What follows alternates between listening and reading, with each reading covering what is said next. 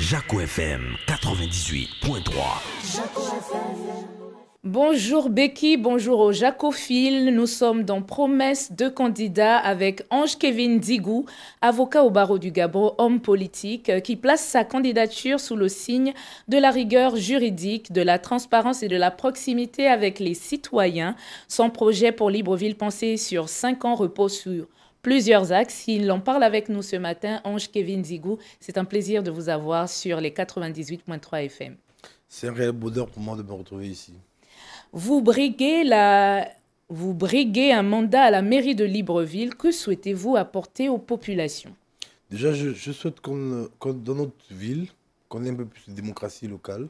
C'est d'ailleurs pourquoi, pendant les élections, ces élections-là, j'indique aux populations, pour que ce soit transparent, que je veux être maire de Libreville, même si je suis candidat au 6e arrondissement. Je souhaite apporter un peu plus de bonheur dans la vie des Gabonais de Libreville. Je souhaite qu'on ait de l'eau, qu'il y ait de l'éclairage public. Je souhaite qu'il y ait une sécurité certaine pour les habitants de Libreville. Les routes, les marchés et les logements sont des sujets sensibles à Libreville. Quelles seront les actions majeures pour améliorer le quotidien des Librevillois? Pour les routes, par exemple, il faut aménager les voiries. Nous l'avons prévu dans notre projet pour qu'elles soient accessibles à tous les citoyens de Libreville. Il n'est pas normal que les personnes en situation de handicap ne trouvent pas leur place pour le déplacement. Donc nous allons aménager au fur et à mesure, en tout cas sur 5 ans, l'ensemble des voiries pour qu'elles se déplacent autant que les piétons ordinaires. Nous pensons aussi qu'il n'est pas normal que dans certaines parties de la ville, les gens ne soient pas en capacité de se déplacer en période, par exemple, pluvieuse. Donc nous allons rendre la ville accessible en tout point, pour tout le monde, et quelle que soit la saison. Je trouve anormal que dans les zones comme Ebakater, Ndoum, dans les bas-fonds de Nzayon par exemple, lorsque nous sommes en situation pluvieuse, il y a beaucoup de nos compatriotes qui ne se déplacent pas. Donc nous allons mettre, pas de goudron, mais nous allons mettre des pavés un peu partout. Vous allez mettre des pavés un peu partout où vous trouverez des financements pour le faire? Ah, voilà. Nous avons de l'argent dans Libreville. Je prends un exemple simple. Vous avez un budget de 26 milliards l'année dernière, un budget de 26 milliards l'année d'avant, un budget de 26 milliards projeté pour l'année prochaine. Je pense que ces chiffres-là ne rendent pas compte de la sincérité budgétaire, parce qu'on ne peut pas avoir exactement le même montant en ressources à chaque fois. Donc je pense que nous avons, avec la méthode rigoureuse que nous mettrons en place, nous pourrons trouver davantage d'argent. Et au-delà de tout, nous avons prévu un budget de 44 milliards par an. Et si les 26 milliards sont effectifs, nous aurons des emprunts bonifiés et nous aurons des PPP pour mettre en place notre projet. Vous proposez plus d'espaces verts, une meilleure gestion des déchets et un éclairage public renforcé. Comment garantir la pérennité de ces infrastructures dans le temps? Nous proposons des espaces verts. Donc nous allons planter 100 000 arbres sur les 5 ans. Et nous allons désaffecter, nous allons désaffecter la poubelle de Mindoubé, nous en ferons un parc urbain. Estimons qu'on ne peut pas avoir au sein de Libreville un espace qui tue les populations. Parce que la pollution que cette décharge-là crée est juste inadmissible. Vous imaginez, il y a des gens qui vivent à la poubelle de Mindoubé. Donc nous allons désaffecter cette zone-là et nous allons en faire un centre urbain. Il faut que Libreville respire mieux. La pérennité sera, au fond, établie par le respect des règles que nous aurons fixées par les populations. Parce que nous voulons que notre gestion soit une gestion participative. Les populations de Libreville vont participer à l'exécution de notre projet en réalité. Donc du coup, comme elles seront partie prenante du processus, il est évident qu'elles vont accepter de le rendre pérenne. Je suis intéressée particulièrement par le projet de la décharge de Mindoubé, mais il faut quand même pointer du doigt le réel trafic qui s'y fait, parce qu'il y a des familles qui vivent dans ce périmètre-là, mais aussi qui ont pu participer à leur façon au recyclage de ces ordures-là. Que ferez-vous de ces populations-là? Oui, je n'accompagne pas les gens à la mort. C'est-à-dire que ces familles, dans les conditions que nous connaissons, ces familles pourrissent leur vie, en fait.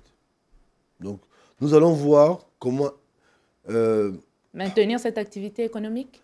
Il n'y a aucune activité dans la poubelle. Donc, Le comment recyclage? maintenir... Oui, le recyclage, oui, mais dans des conditions hygiéniques. Exact. Ce que nous allons faire, c'est que nous allons mettre en place un système où les populations qui le veulent peuvent avoir un emprunt à la mairie pour créer leur petite activité. Très Donc, bien. ces populations, on va leur proposer si elles le veulent, d'emprunter de l'argent, de créer une activité saine, dans des conditions saines. Donc, nous allons aussi, parce que mon but n'est pas de rendre les Librevillois malheureux, nous allons essayer de trouver des solutions à chaque fois pour les recycler eux aussi, puisque la poubelle elle-même sera réaffectée. En parlant d'employabilité, Désaffectée, pardon. vous comptez soutenir les PME et les start-up, les jeunes entrepreneurs aussi. Par quel mécanisme concret allez-vous financer et accompagner ces initiatives? Celui que j'indique. Il n'est pas normal que la mairie ne soit réduite qu'à délivrer des timbres, qu'elle fait même malheureusement difficilement, qu'à organiser des mariages, qu'à fournir des actes de naissance qu'on ne retrouve pas 10 ans après, qu'à faire des actes de décès. Nous pensons qu'il faut donner un peu plus de vigueur à nos mairies. Donc nous allons mettre, je pense, 3 ou 4 milliards qui seront affectés aux emprunts pour les citoyens. Donc les startups, les jeunes qui veulent se lancer dans le domaine de l'entrepreneuriat, qui n'ont pas les moyens de le faire, pourront venir à la mairie, seront encadrés, seront accompagnés dans la réalisation de leur projet. Et après, quand elles auront la capacité de rembourser, elles le feront. Ange-Kevin Digou, les auditeurs aussi ont droit à la parole et nous avons la question de Sosten Anguillet qui dit cela. Prévoyez-vous la digitalisation de la mairie pour faciliter les différents services? Exactement. Nous avons dans notre programme la possibilité, enfin, nous avons prévu dans notre projet la digitalisation des services de la mairie, mais surtout, nous allons permettre aux Librevillois de vivre leur mairie sur Internet, pardon. Par exemple, le budget de la mairie sera public, sera rendu public. Le salaire du maire sera connu des Librevillois. On ne peut pas avoir une trentaine de millions par mois alors que les gens n'ont pas de quoi manger, n'ont pas de quoi vivre, alors qu'il y a de la saleté partout et on est à l'aise dans des grands 4x4, il n'y aura plus ça. Nous allons mettre en place un train de vie ordinaire pour le maire de Libreville. Nous allons réduire drastiquement son salaire parce que si on veut avoir de l'argent, on fait des affaires. Quand on fait la politique, c'est pour servir les gens, pas pour se servir. Donc, nous allons digitaliser vraiment la mairie parce qu'au fond, qu'est-ce qu'on apporte aux citoyens si, pour venir faire légaliser un acte de naissance à 1000 francs ou à 500, on doit dépenser 2000 francs pour se déplacer. Donc oui, nous allons digitaliser les services. Ça prendra du temps. Je ne dis pas que ça se fera la première année, mais au fur et à mesure, notre volonté est que, à la fin du mandat, les Gabonais, les Librevillois, se sentent autrement dans Libreville. Alors, vous avez répondu déjà à une partie de la question que je vais poser, mais elle mérite un peu plus de temps. Entre corruption et détournement, comment comptez-vous assurer la transparence dans la gestion des finances municipales? Déjà, le fait qu'on annonce que nous avons un projet pour Libreville réduit les volontés de corruption et de détournement. Lorsque vous êtes maire de Libreville, dans le secret, comme ça se fait jusqu'à présent, c'est-à-dire que vous êtes un conseiller municipal, la malheureuse Osouka a vécu ça, c'est-à-dire qu'elle est 11e sur la liste ou 7e sur la liste, échouée dans le 3e arrondissement et parachutée maire de Libreville. Elle ne sait pas quoi faire avec les milliards qu'on lui donne. Elle n'a aucun projet, puisque par définition, pendant la campagne, on n'a défini aucun projet. Elle ou une autre, maire de Libreville, avec un budget aussi colossal, qu'est-ce qu'on en fait? Rien du tout. Donc on est tenté, même si on est un peu vertueux, on est tenté de se dire, cet argent, comment je fais pour le capter? Puisque de toute façon, les populations ne savent pas qu'il existe. Donc, pour nous, le fait de démocratiser l'élection du maire de Libreville participe de la transparence aussi financière. Donc on aura déjà un projet, s'il y a un budget, il y a un projet pour que le budget soit appliqué, soit exécuté.